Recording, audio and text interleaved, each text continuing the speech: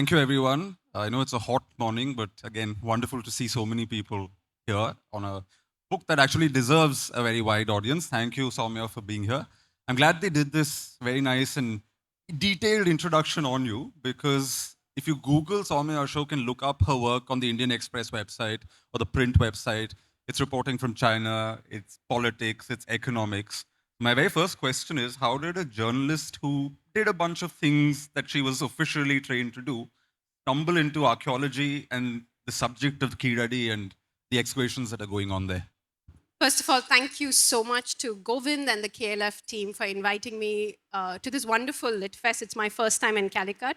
And thank you to Manu for moderating. I feel at least 60% of this crowd is for him, so thanks for coming. Um, why did I stumble, or how did I stumble upon archaeology? I left my full-time job in Delhi around COVID and moved back to Chennai. And I think of myself as a long-form writer. So I had the opportunity to pitch a long-form story from South India. And the only thing that I could think of at that point was the Kiladi excavations, because they had been controversial, but I didn't know what they were. So I thought this is a good opportunity. So I wrote for this wonderful online magazine called the 52.in. I wrote a long-form piece for them. And that somehow triggered my curiosity and went on to become a full-blown book proposal idea. And Kiladi as a subject at that point was just some dig near Madurai. Today, it's an emotion, it's a cultural symbol, it's a political tool. So it's come a long way. I'm glad you said that, Kiladi was controversial. It is controversial. And I think most people who know about Kiladi know that it's controversial, but in a very vague way. People have a sense that, okay, they're digging up something, the government in Delhi doesn't like it, the government in Tamil Nadu seems to promote it, and there's some quarrel going on because of that. Tell us a little bit about the discovery of Kiladi itself. It's a site that was uncovered relatively recently, although I believe you do talk about someone in the 70s who had sort of reported finding a few things there, but it was put on the back burner, nobody really investigated it. And then it's sort of by accident that a team of archaeologists led by Mr. Amarnath actually start working there less than a decade ago, if I'm not mistaken. And that's how this whole saga starts. So tell us a little bit about Kiladi itself and how it was found. I think the big difference is social media. So in the 70s, we didn't all carry phones in our pockets and take pictures of everything. So there was this sweet little history teacher called Mr. Bala Subramaniam. And his funda is he used to send his students out into the open to try and understand the village through what they find. So they all brought back interesting things, coins, little terracotta figurines, and a skull. So one of the nicest anecdotes I heard for the book was how the skull came to live with Balu and his wife. And the landowner walked in one day, the house owner walked in one day to say, why is there a skull in my rented accommodation? Can you please pull it out? So the first set of artifacts was discovered by this man. And years later, he helped Amarnath and the team from the ASI to go back to the same spot where his students had discovered. Is he still alive? Sorry, he is very much. Met him. Very much. And he's in the book. When he discovered all this, or his students discovered all this, it was what was a Punjai Medu in Tamil, which is basically arid land. Today, if you go back to the same spot, it's a wonderfully luscious coconut grove. So there's Mr. Balu with the ASI team, scratching his head going, this didn't look like what it was 40 years ago. But while they were roaming around, they stop off at a tea shop and they're discussing the day's going ons. And a lorry driver who used to transport coconuts to the local mandi said, I know a place where you can find potsherds, come with me. So they go into this grove and discover all these potsherds on the floor, on the ground, and realize that with that much of clues, this should have been a habitation site. Perhaps there's something here. So it really was a wonderful serendipitous discovery. And this was a team that had walked along the Vaigai River for months before this. So they meticulously started from the upper reaches, came all the way to the basin, delta region, and mapped every single thing they saw. But somehow Keeladi kept them from moving too far. They kept coming back. So there's wonderful recollections when I was doing my reporting that there was something about this site. We kept, every time we were near Madurai, we came by to see it. And just for context, Keeladi is about 12 kilometers from Madurai, so not very far. And why did it become controversial, you said? The first 2 seasons were wonderful. There was a plethora of artifacts that came out. More than 5,000 artifacts were discovered by Mr. Amarnath's team. There also were brick structures, ring wells, furnaces. So if you all go to the site today, you can actually see what was discovered by the ASI team. At some point, because of what I mentioned before, the excitement of what Kiladi was, there were certain comparisons made that didn't do it any good. One of it was Harappa-like or Mohenjo-daro-like. And you would all have read about this in our textbooks, especially if you are from my age group. That's something that pops up and it's super exciting. We never really have access to these sites anymore. But these comparisons really, made Kiladi what it is today. And because of that, and all the media hype around it, there was this transfer that came in for Amarnath that pushed him off to Assam, which was seen by the Tamils as a full-on, assault of what is essentially ancient Tamil civilization. We'll come to the transfer and what it signifies politically, but these findings that they actually found, the potsherds, the wells that you suggested, give us a sense of what that signifies, because it's all linked to the idea of urbanization and when that process of urbanization began in South India. The traditional logic is that the North urbanized first and the South sort of followed, almost as if urbanization, and to use a crude old-fashioned word, civilization, was sort of trickled from North India into the South. But in some ways, Kiladi seemed to upturn that argument by suggesting that the South had an urbanization process that perhaps emerged on its own or had nothing to do with the North.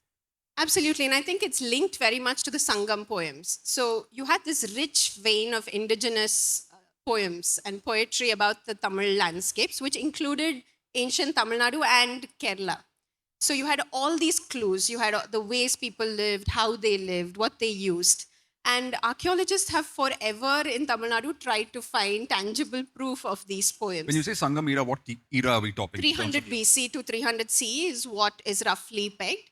Some people say it was even older.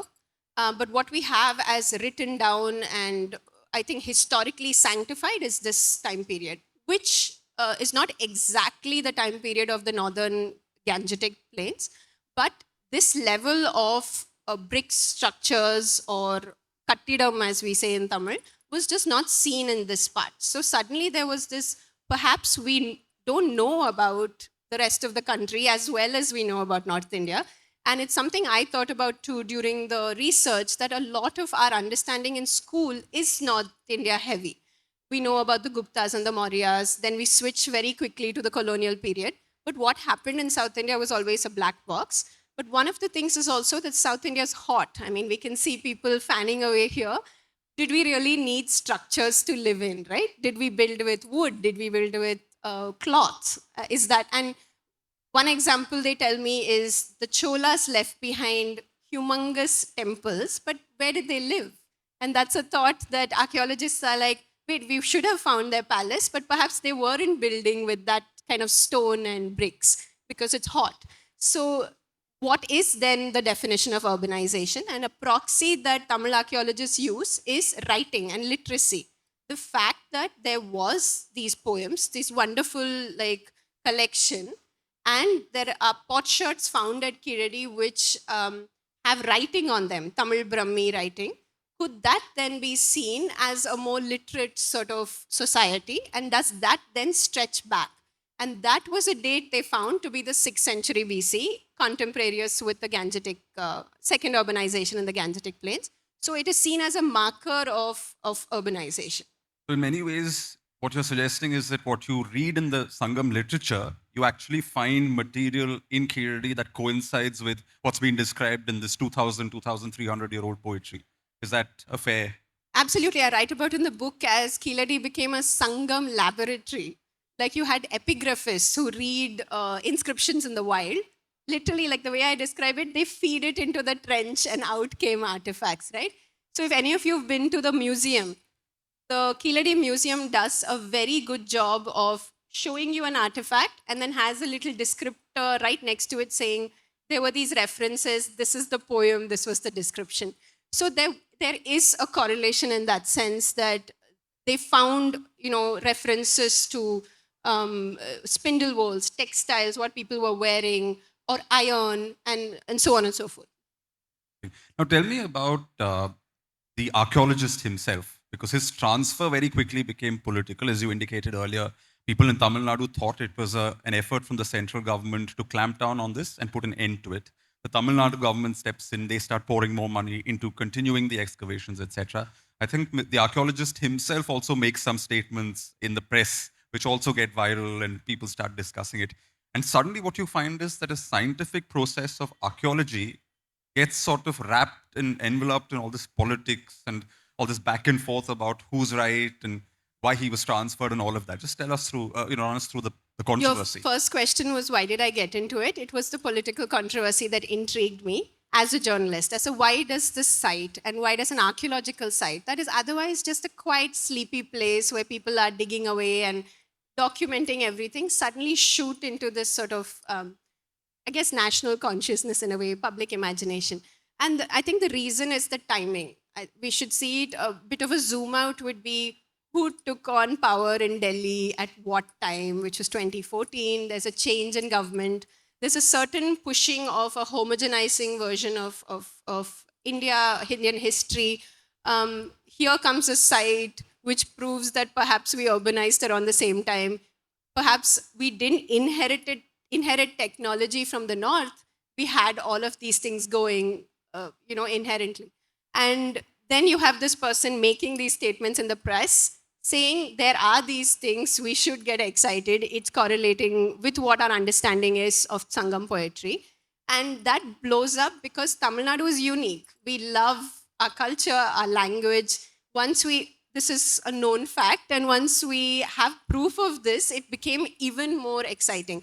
So people started showing up. I think part of the reason it also blew up is there was at one point, I think 9,000 people in the site on a day and a vehicle line of 2 kilometers. Like which archaeological site has that kind Very of rare pull? to see an archaeological site go viral like that. Exactly. People actually So showing up. It went viral, right? People were sending photos of it to their cousins in America. They were talking about how great this is, a proof that the greatness of Tamils. We definitely believe that, the greatness of Tamils. So this was proof that this goes back way more. So with all this media attention, furor that happened, when Mr. Amarnath Ramakrishna got transferred, it was seen as this is a very deliberate attempt by the central government to stop this from coming out. You also make a point somewhere in the book where you talk about the definitions that are even used for a term like urbanization, because so far, so much of our archaeology was north dependent. What counts as urbanization in the north may not be what happens in the south in the same process. I mean, you indicated just now about the Chola kings and the fact that while we have their stone temples, maybe because they use timber for their palaces, we don't know where the palaces were. And frankly, it's not that far-fetched. Even now, if you go to a place like America, in the Berkshires of Boston, you'll find that the town church is made of stone, but all the houses are made of wood. And 2,000 or 1,000 years from now, maybe remnants of the church will stay, but the houses would have vanished. So do you find that these definitions are also somehow loaded against what's happening in Kiladi? Because sometimes they don't align with the existing definition of what urbanization is. There are two things happening. Who defines these, right? And one of the things I write about is the definition comes from Delhi. It comes from the big universities in Delhi, the JNU and the DU and the historians who work there. And the second thing that has happened over the course of, I think, last 10 years or more even, is people have stopped talking to each other. And that was one of the objectives for doing this book, that it is a conversation starter. What I mean by that is I had multiple archaeologists complain that previously when a find like this happens, we all sit together in a conference hall and debate it, the healthy way of doing it, where someone will organize a conference in, say, the Deccan College in Pune, which is known for its pioneering work in archaeology, or go to the ASI in Delhi and have a chat about what these finds are. With Keeladi, it's just been silence. People are not willing to engage with it in the north. I have been to the ASI office multiple times where they've said, we don't talk about all this, it's controversial. It's always a hush hush, or no, that's not really, dismissing it. The dismissing is fine if you have a legitimate reason to dismiss, but there's never seems to be a clear, clear reason as to this is why this is not proving anything. So I think the definitions perhaps have to be rethought, and who gets to decide that? We have certain central government bodies which are very clear about codifying what is Indian history, rewriting our textbooks. So in that context, would South India then just not get its due? I also remember reading in the press somewhere that they found all of these other things in Kiladi, drainage, they found, pottery sherds, all of these things. What they haven't found is idols of gods, religious iconography seems to be missing, which is interesting because that gives you a certain unusual picture of the Sangam era, where you know that there is a sense of devotionalism and there is clearly people are talking about these things, but there's an absence of what you would call religious structures. You also make the point in the book about how in the north there is a tendency, for many decades there's been a tendency where people want to connect archaeological sites to the epics. So you're looking for the capital of the Pandavas, you're looking for locations from the Mahabharata and all of that. That is somehow welcomed and seen as part of the course and like part of the process in the north. But when the Tamils attempt to do that and link their site to the Sangam era poetry, that's frowned upon. So talk us through this north-south kind of angle to this as well. Absolutely. I think the book, I was very clear that I was writing a South India centric book. So when I mention epics archaeology, it was as a South Indian looking out at India, right? And something that comes to us easily on our YouTube channels. Say I was going to understand Ramayana or Mahabharata sites, the first thing I'll do is go online. And please do this after the session if you're interested. Go look up YouTube and put down these words, and you'll find insane videos. So if I don't have any other context, my main way of learning about this is social media or some form of interviews that are popular sites which are not based on science. So the same person in many places I found, the archaeologist, will go write a peer-reviewed scientific article, but the interpretation of that for the popular audience would be laced in religious text. In Tamil Nadu, yes, this is supremely exciting. A lot of that is also in Tamil.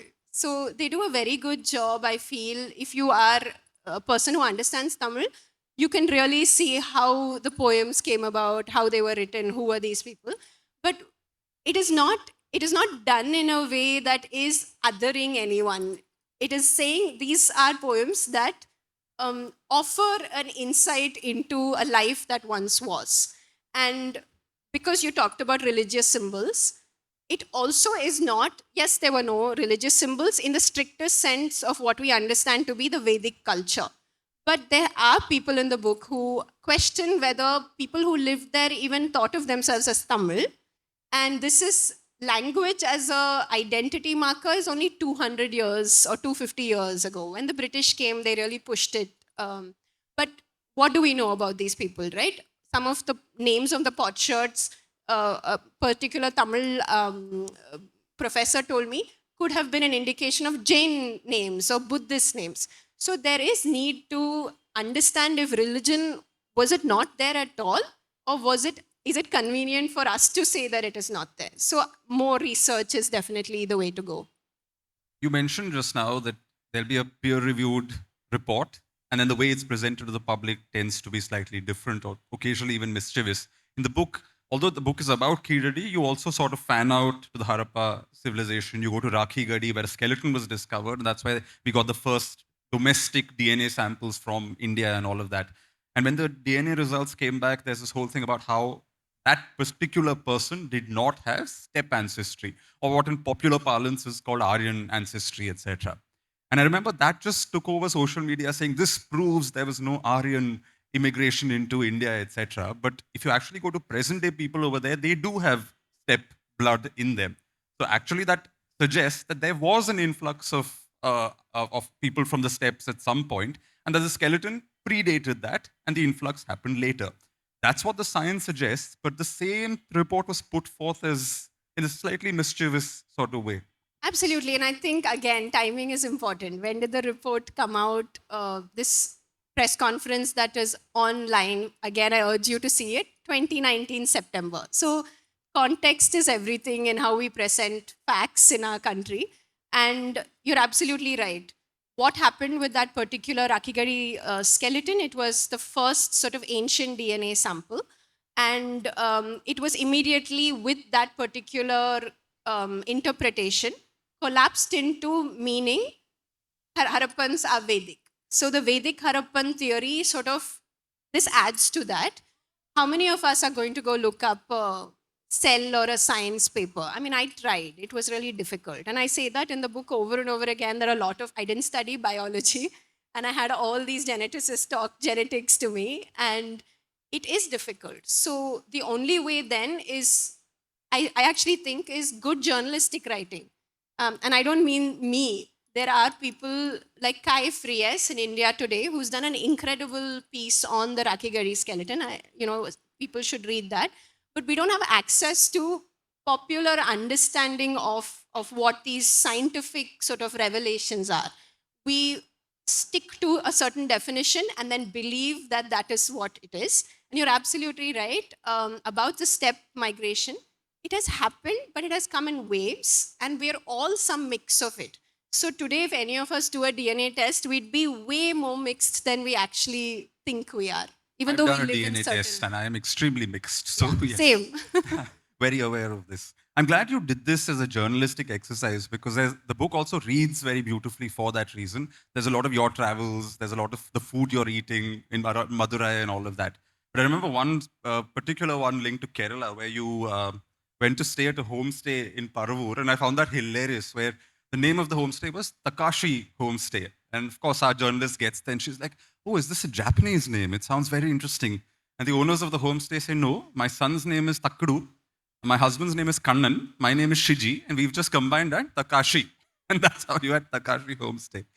So these people you're meeting are also interesting. Even the archaeologists, you talk about how there's all this political gas at the top levels, but at the lower levels, the people on the sites, they are actually dedicatedly doing their job, and they're really interesting people, not just in Kiladi, but also in the sites in North India. They're doing the science far away from all this political controversy. Talk about these people that you met. I was very clear that I'm writing a people's version of history. Of course, you can spend hours talking about the main guy who found it, or the IAS officer who gave the money, or the politician on top. But what we all live with history every day, especially on these sites, people who dig up these lands. What is their story? What do they think of all of this? And the reality I found, at least in Tamil Nadu, is people are more obsessed with their versions of themselves. In some ways, also caste pride, or very proud of the fact that they were personally involved in unearthing a pot. And each time a visitor goes to that site, this one woman would jump up and be like, I found it, I found it. Or someone pocketing artifacts in Haryana, thinking it's a fun sport, and then trying not to get arrested and like slowly like dropping it back on the site. So to me, from the beginning, I knew this is definitely a controversial story. It's a political story. But beyond that, what do we know about the people who help unearth these? And oftentimes, they don't get their due. You don't get their names on a museum panel. You don't get their photographs on a museum panel. So this was my way, I guess, of sort of honoring that. And everyone has wonderful versions of what that is. For instance, I went to an Iron Age site in Adichanallur, which is in Thoothukudi district in Tamil Nadu. And there's a woman who worked on the site. And if you know Mari Selvaraj, the Tamil filmmaker, she's from the same village. And there's a Parambu. Parambu is an open high mount. And her village and the competing village, when I say competing, they're of different castes and don't see eye to eye, both have different versions of what that Parambu is. So her version was, a queen once lived there wearing a lot of gold. And obviously, she's our ancestor. And then the other version is, when it rains, we go and take shelter there because our village is low-lying. Since we've been doing that for years, this Parambu and these ancestors in these these pots are ours. So even her version is so, even within a span of half a kilometer, you and I have a different take on who these people are from the earth. But for me, I'm a descriptive writer. That's my I feel most excited when I'm in the field describing things. And I had the most pleasurable opportunities to hang out with the most diverse group of people. And I also joke a lot in the book because of it, because there was this, I feel like a healthy optimism one should have when everything else is going to shit. Sorry to swear, but why not? You know, there are all these wonderful people working still, despite the politics, despite the lack of funds, despite how hard it is, despite being pulled up, and they need to be highlighted. Did you ever find that as you went into this, you were treated with suspicion in the sense that, why is this lady showed up? She's not a trained archaeologist. Does she have an agenda? You've got a South Indian name. So are you pushing one argument over the other, or you a neutral investigator? Did you find that kind of For suspicion? sure. First of all, short hair is not a great look for Tamil Nadu. Every time I go, they'll assume I'm a modern ponnu. Like, what is she doing in our village? At some point, I had 7 husbands. I just made up different names because they'll be like, Kalyana Irtha, did you get married? One was doing IT work, one was in Dubai. And the IT work guy, when I said that out loud, someone came up to me and said, I have my son's CV. Can you get me a job? Is he in Sholing and Allur in Chennai? I want him to work there. So I was getting caught within my lies also. But the thing with me, I feel is I'll convince you to talk to me. I don't know how I do that, but I'll be like, I disagree with you, but I think we should talk anyway. And that was fun. Like, it was definitely challenging. And I think you can't hide away from your markers, right? We all speak our languages in a certain way. Our caste is a big marker.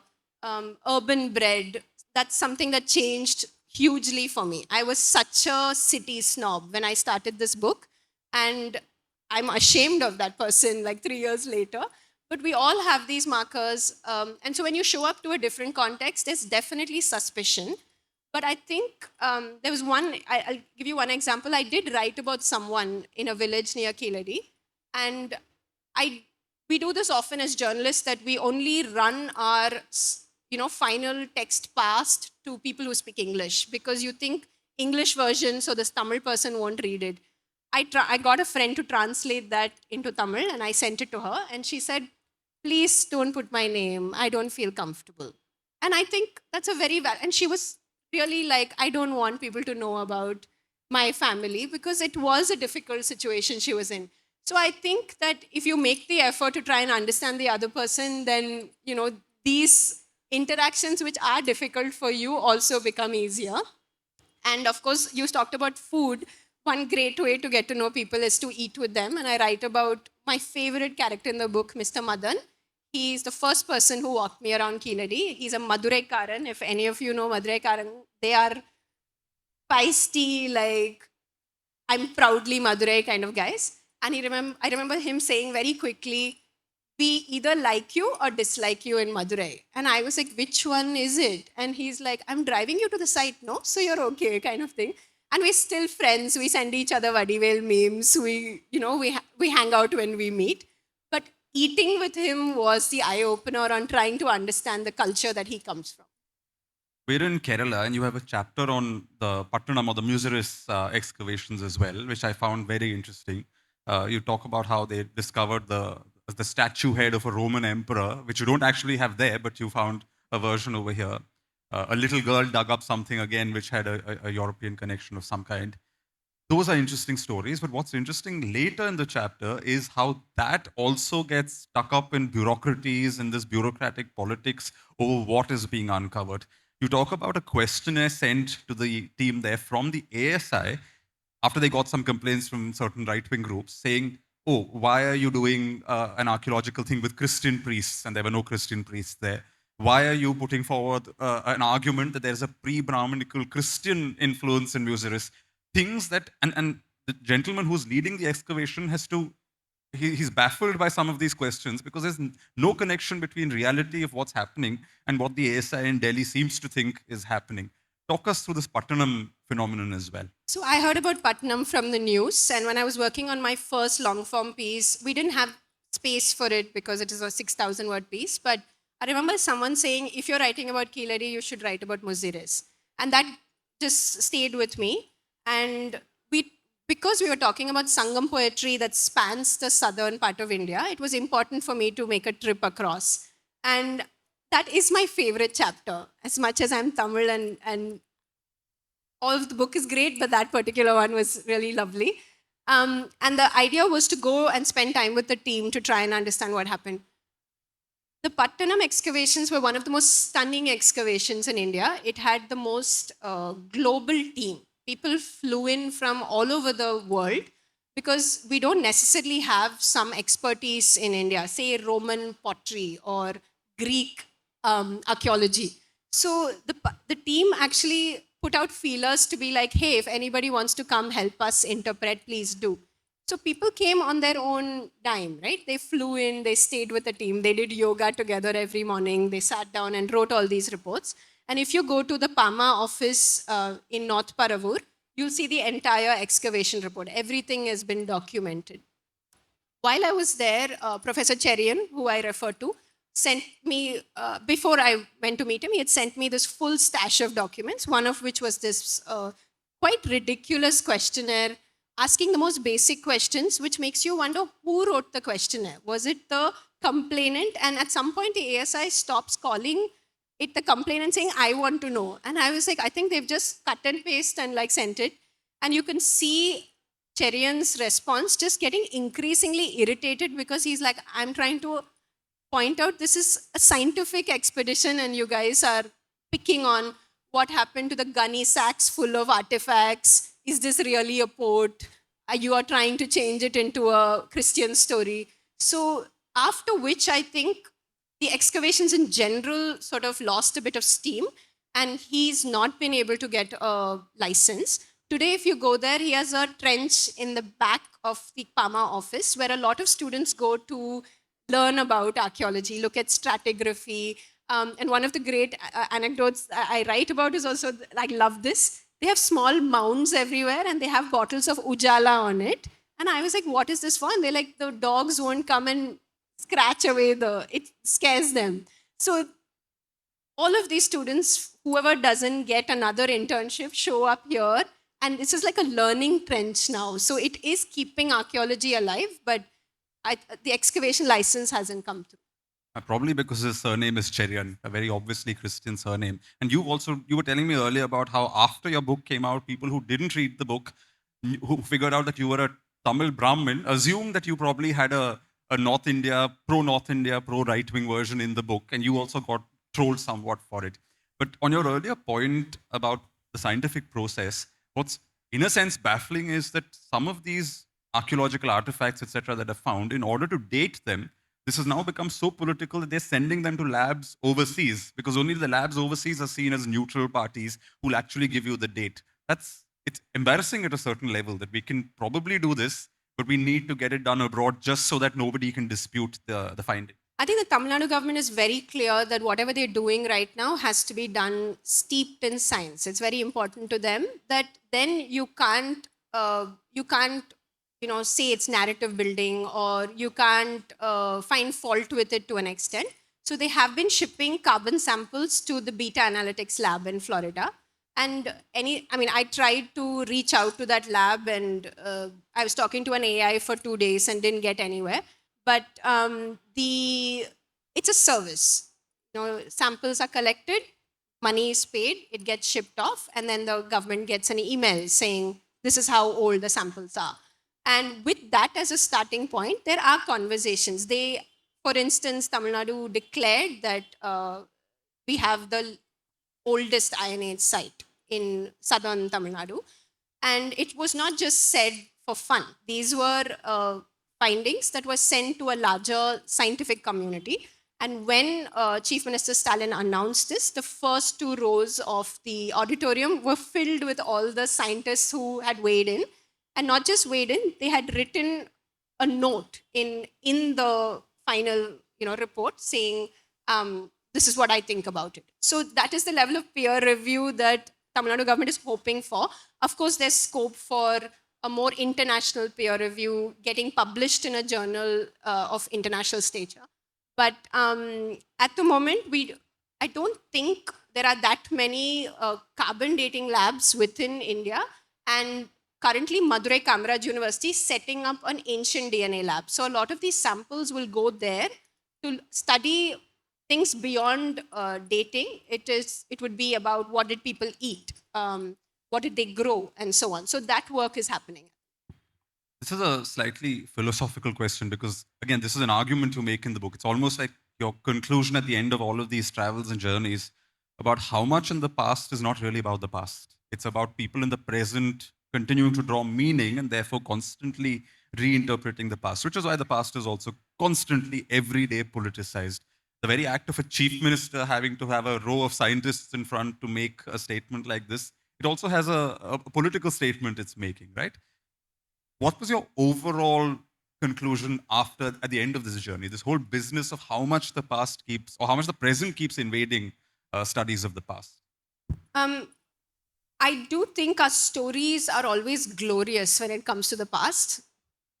And all of this is linked to the land we live on. And I think it's easier to make those stories, I guess, firmer when you've lived there forever and you have a version of it. So I was thinking about that for sure, and I write about it in the epilogue. Is what is my story and why did I write this book? And the origin story I can think of for myself is my grandparents' housing board flat in Besanagar. My sister, my grandparents, and I lived there, and I'd never thought about where did I come from before that. As far as I know, I was born in that house and I grew up there. When I started traveling for this, I realized that we are very much about our present versions of the past, and that lends to a lot of conjecture, which is problematic in some ways and requires a very neutral scrutiny that we are not doing in India. I think we think of history as something that can be very easily manipulated, and it has a huge impact on the way we think. And it's not a light subject. It is something that we really need to I feel like pay respect to. We'll open up to audience questions now, but I'd just like you to read these last two paragraphs of the book because I think they are a very nice way to close. From my journey, it became clear that cultural exchanges has been at the core of India's past and its present. This was evident in the materials discovered by archaeologists across the country. They climbed hills, wandered into the wilderness, and uncovered beautiful sites to help unravel our complex past, only for Indians today to fight over parochial definitions of who we are. The divisions that feel so familiar now are in fact more a creation of our present than our past. I've always been a proud Tamil, but until I worked on this book, I did not truly understand what that meant. Today, I'm even prouder to be Tamil, and yet I know that we are just one important part of a wonderfully diverse country. The India I've come to know through this journey has been shaped by waves of migrants, many of whom made this beautiful land their home. We merged to form new languages, create vibrant textiles, recipes, and songs, and even produce new genetic strains. It's all these remarkable threads that make us the diverse, noisy, and extraordinary people we are today. Thank you, Sowmiya. We'll take questions now. Raise your hands, and I think a mic will find its way to you. Hi, Sowmiya. My question is, why are we bent on politicizing our history? Very good question. Why we bent on politicizing our history is because it allows us a legitimacy to the way we rule at the moment. So governments are, by solidifying a version of history, can push you to really, push you to really feel like this is my identity. This is who I am, this is what. So they want you to know a version of your identity because it helps with governance at the moment. So whether that's North or South India, it leads into our versions of identity, our linguistic pride, our religious pride. And in a way, it builds cohesion amongst people.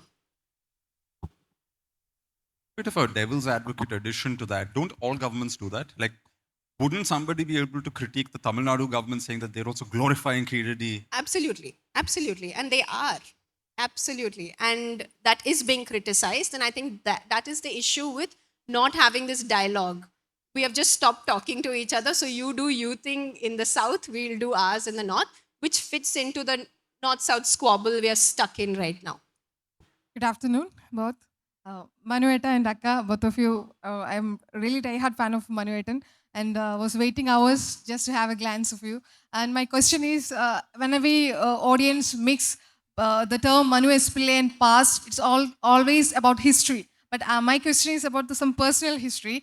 And I heard from some of your interviews in your own YouTube channel that you were a very naughty child in the childhood.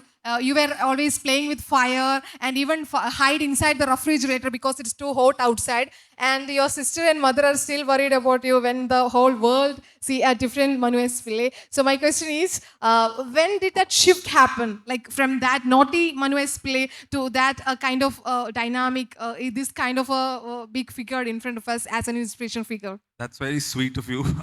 I will answer this question, but in private after the talk, because this is Sowmiya's event and it wouldn't be appropriate for me to make it about myself. We'll talk afterwards.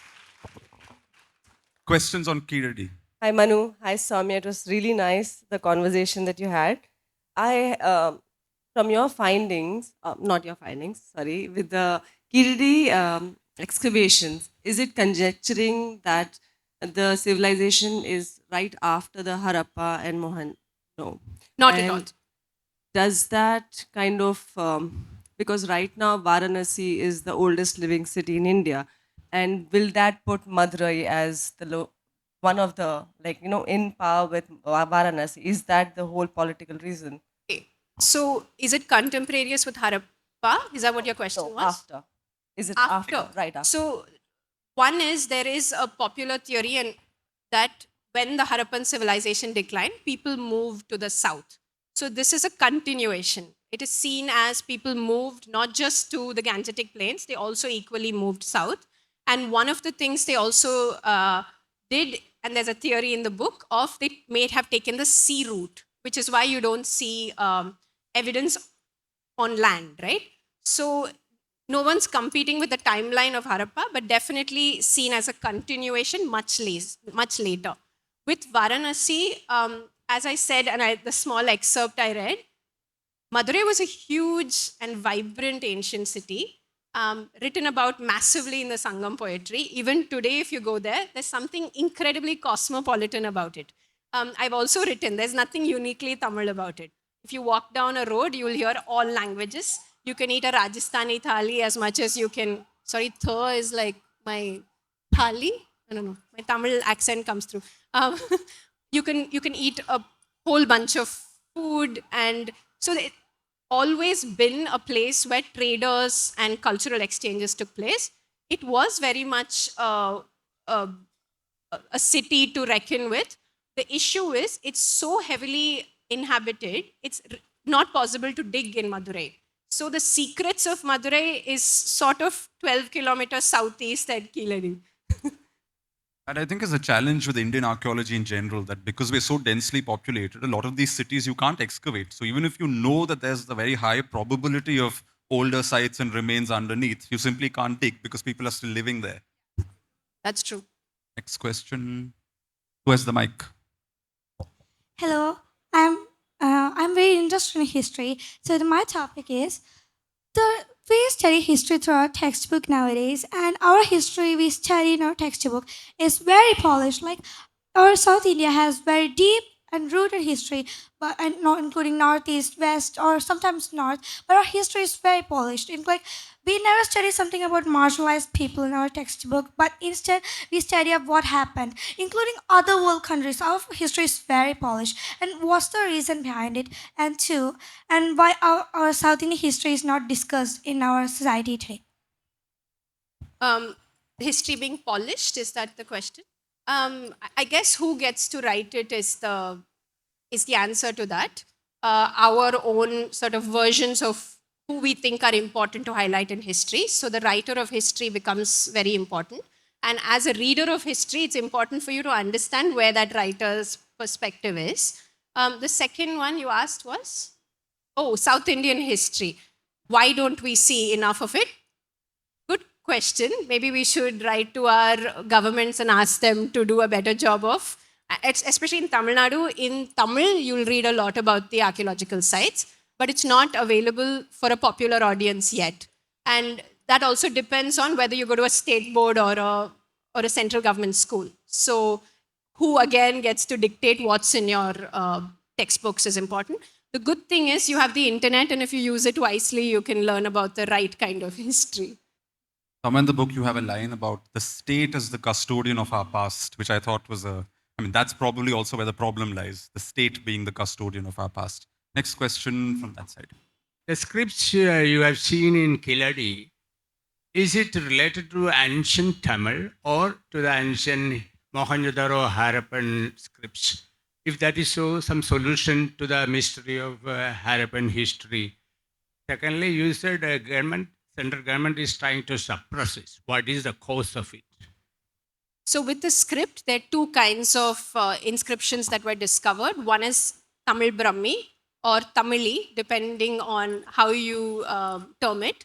And Tamil Brahmi is seen as a variation of the Brahmi script that came from the north. The Tamili nomenclature is something that came from graffiti marks. So the other thing you see at Kiladi is graffiti marks, which resemble Indus signs. So there's a huge study going on in Tamil Nadu to see these comparisons between the Indus signs and what you find in archaeological sites in Tamil Nadu.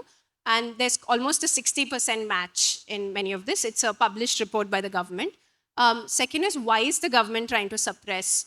In Keeladi's case, I think narrative building is something, and I would encourage you, not because I'm doing a pitch for my book, please buy it. The reason I wrote this story is there's a lot of narratives around the suppression, what happened. So it's important to understand that I would say there's more of a indifference rather than a suppression. I don't think anybody in the north, in the BJP government, has ever mentioned Kiladi openly, including the Prime Minister. He's never said it. He does say Tamil is the oldest language, but he's never once mentioned the archaeological sites, including the Iron Age site. So I would say indifference is the word. None of the official reports on Kiladi have been made publicly available, right? I think you mentioned that. Yeah, the excavation report. No, it's still under debate. The excavation report is about 700 pages. It's been vetted by a couple of experts, and they gave back their sort of thoughts on it. And they feel it doesn't stretch back to the 8th century BC, and that requires a radiocarbon date. And so there's a bit of controversy, not a bit. If you've known, in the last 6 months, there's a lot of chatter about it. Next question. Who has the mic? Are there? Hi, Sowmiya. I'm Navya. So in 2020, I was able to go visit an exhibit on Kiladi in Madurai. And they had a lot of pamphlets there, but they were all from the archaeological team. So it was a lot of very dense language great information, but dense language that we couldn't really completely understand or retain. And you've taken more of a storytelling approach to it, which is more difficult because there's no personal correspondence from the archaeological sites. So I just want to know what was the most difficult part of taking that sort of a narrative, which would make it easier for us, the public crowd, to understand about that. I tried the other version.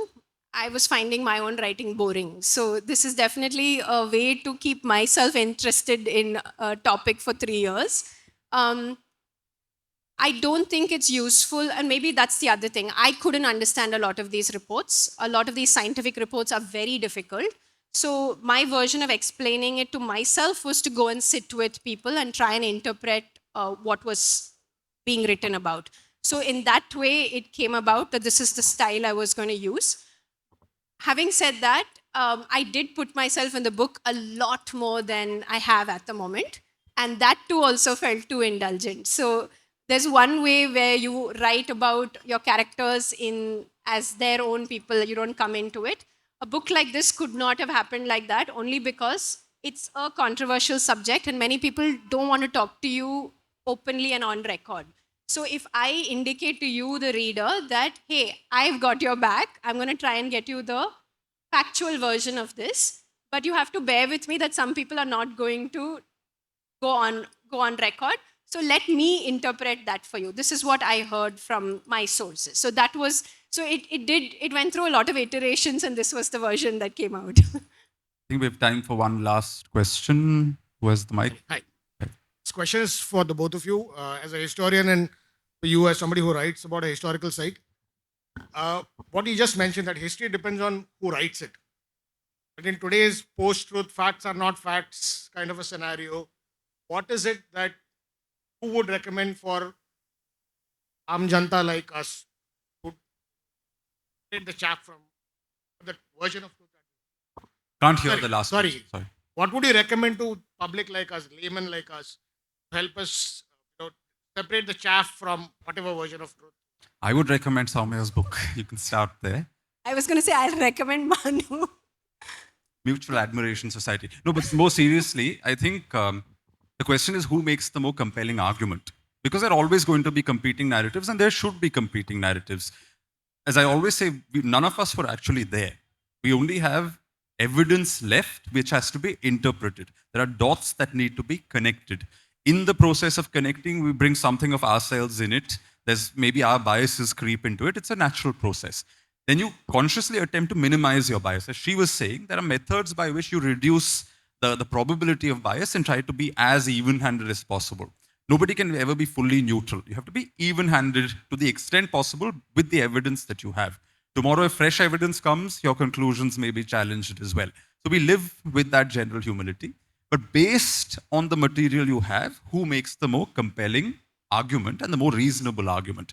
So, for example, in this, the very fact that some of the facts are being suppressed is a problem, because then you don't even have dots to connect. So there the politics has started intervening even into the process of how you're allowed to interpret and think about a topic. That's where the problem arises.